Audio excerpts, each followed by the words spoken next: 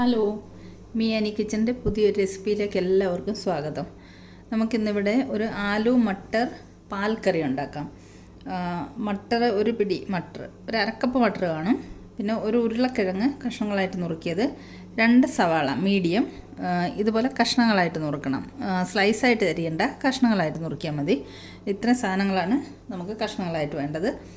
പിന്നെ മസാലയ്ക്ക് വേണ്ടത് മുളക് പൊടി, മഞ്ഞൾപ്പൊടി, കുരുമുളക് പൊടി. മുളക് പൊടി 1 സ്പൂണ്, മഞ്ഞൾപ്പൊടി ഒരു 1/4 സ്പൂണ്, കുരുമുളക് പൊടി 1/2 സ്പൂണ്, ഒരു കഷ്ണം കറുവപ്പട്ട.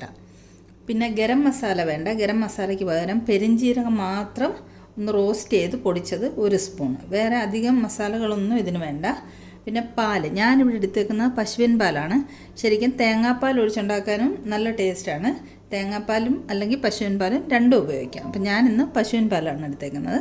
അപ്പം നമുക്കിതെങ്ങനെയാണ് ഈ കറി തയ്യാറാക്കുന്നതെന്ന് നോക്കാം. ചീനിച്ചട്ടി അടുപ്പത്ത് വെച്ച് ചൂടായിട്ടുണ്ട്. നമുക്കതിലേക്കൊരു 2 സ്പൂൺ എണ്ണ ഒഴിച്ചു കൊടുക്കാം. വെളിച്ചെണ്ണയാണ് ഉപയോഗിക്കുന്നത്, ഏതെണ്ണ വേണമെങ്കിലും ഉപയോഗിക്കാം. ഞാൻ 2 സ്പൂണ് വെളിച്ചെണ്ണ ഒഴിച്ചു കൊടുത്തിട്ടുണ്ട്. അതിലേക്ക് നമുക്ക് ഒരു കറുവപ്പട്ട ഒരു കഷ്ണം എടുത്ത് വെച്ചേക്കുന്നില്ലേ, അതിട്ട് കൊടുക്കാം. ചെറുതായിട്ടൊന്ന് മൂത്ത് വരട്ടെ. അതൊന്ന് ചൂടായി വരുമ്പോഴത്തേക്ക് അതിലേക്ക് നമുക്ക് ഈ നുറുക്കി വെച്ചിരിക്കുന്ന ഉള്ളി ഇട്ട് കൊടുക്കാം. സവാള,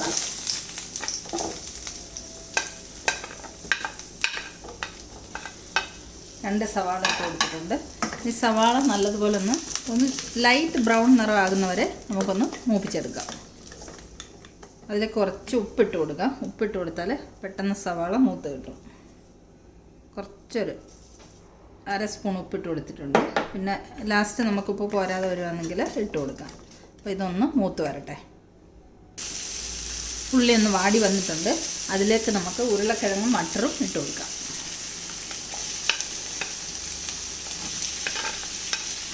ഉരുളക്കിഴങ്ങ് മട്ടറും ഇട്ട് കൊടുത്തു. ഞാൻ അതിലേക്ക് ഒരു ഇലയുടെ കാര്യം പറയാൻ മറന്നുപോയി. ഒന്നുകിൽ കറുവപ്പട്ട ഇല അല്ലെങ്കിൽ ഒരു സർവ്വസുഗന്ധി ഇല, അതും കൂടെ ഇട്ട് കൊടുക്കുക ഒരു മണത്തിന്. ശരിക്കും പറഞ്ഞാൽ പാലൊഴിച്ച് വെക്കുന്നതുകൊണ്ട് സ്റ്റൂ അല്ല, പക്ഷേ സ്റ്റൂവിൻ്റെ പോലെ തന്നെ ടേസ്റ്റിൽ ഒരു പാൽക്കറിയാണിത്.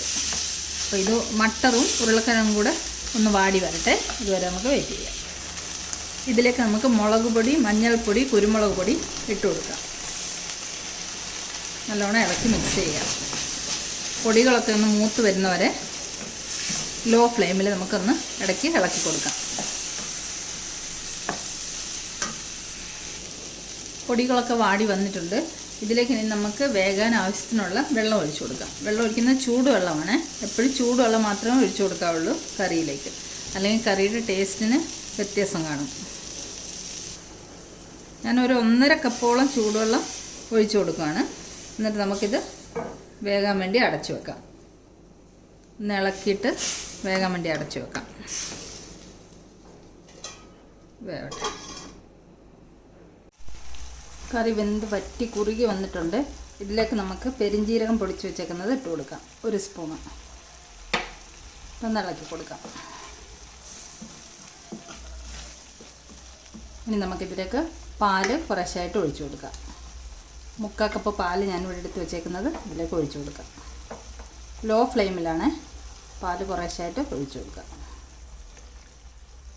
പാലൊഴിച്ചു ഇനി ഒന്ന് ഇളക്കി കൊടുക്കാം. പാല് ചെറുതായിട്ടൊന്ന് ചൂടായി വരുമ്പോഴത്തേക്ക്, ഇത് ഓൾറെഡി കാച്ചിയ പാലാണ്, കാച്ചി വെച്ചിരിക്കുന്ന പാലായതുകൊണ്ട് അധികം ഇട്ട് തിളപ്പിക്കണ്ട. പാല് നല്ലോണം ഒന്ന് ചൂടായി വരുമ്പോഴത്തേക്ക് നമുക്ക് കറിക്ക് ഫ്ലെയിം ഓഫ് ചെയ്യാം.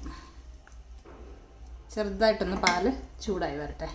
പാല് പിരിഞ്ഞു പോകത്തൊന്നുമില്ല കേട്ടോ, അതാ പിരിഞ്ഞിട്ടൊന്നുമില്ല. നല്ല സൂപ്പറായിട്ട് തന്നെ കറി റെഡി ആയിട്ടുണ്ട്. ഒരു 2 മിനിറ്റ് പാലൊന്ന് ചെറുതായിട്ട് ചൂടാവട്ടെ. പാൽ ചെറുതായിട്ട് ചൂടായി വന്നിട്ടുണ്ട്. അപ്പോൾ ഞാൻ ഫ്ലെയിം ഓഫ് ചെയ്തു. ഇനി ഒരു 2-3 തുള്ളി പച്ച വെളിച്ചെണ്ണ ഇതിന് മുകളിലേക്ക് ഒഴിച്ചു കൊടുക്കാം. ഒരു മണത്തിനും ടേസ്റ്റിനും ഒക്കെയാണ്. ഒന്ന് ഇളക്കി കൊടുക്കാം. അപ്പം നമ്മുടെ ആലു മട്ടർ പാൽ കറി തയ്യാറായി കഴിഞ്ഞു. ഇത് നമുക്ക് ചപ്പാത്തിക്കും അപ്പത്തിനും ഒക്കെ കഴിക്കാൻ നല്ലൊരു കറിയാണിത്. ചോറിൻ്റെ കൂടെയും കഴിക്കാം. അപ്പോൾ ഇതെല്ലാവർക്കും ഇഷ്ടമായെന്ന് വിചാരിക്കുന്നു. നമ്മുടെ അടിപൊളി ആലു മട്ടർ പാൽക്കറി ഇവിടെ തയ്യാറായിട്ടുണ്ട്. നല്ല സ്മെല്ലൊക്കെ വരുന്നുണ്ട് പെരിഞ്ജീരക പൊടിയുടെയൊക്കെ. ഇത് അപ്പത്തിൻ്റെ കൂടെ, ചോറിൻ്റെ കൂടെ, ചപ്പാത്തിയുടെ കൂടെ ഒക്കെ കഴിക്കാൻ നല്ലൊരു കറിയാണ്. അപ്പോൾ എല്ലാവർക്കും ഇഷ്ടമായെങ്കിൽ ഇതൊന്ന് തയ്യാറാക്കി നോക്കണം.